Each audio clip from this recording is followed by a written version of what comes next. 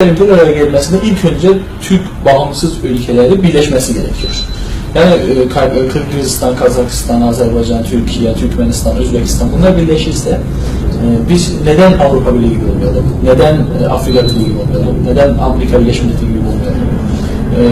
Olabiliriz. Yani Şankay kurmuş görüyorsunuz. Biz Türkler birleşince biz Türklerin tabanı daha güçlüyüz. Biz aramızda vize sorunu olmazsa, aramızda vize sorunu olmazsa çok büyük işler yapabiliriz. Milletimiz gidip gelirse, yatırımları biz Türk ülkeleri yaparsak, biliyorsunuz Türk ülkelerinin hepsi birer birer yer kaynakları, petrol, gaz, bunlar daha güçlüdür. Ve sizin attığınız adım buna doğrudur. Ve bu çok takdir edici bir adımdır. Ve biz de her bir şeyimizde, yani biz kendi evimiz gibi biliyoruz zaten.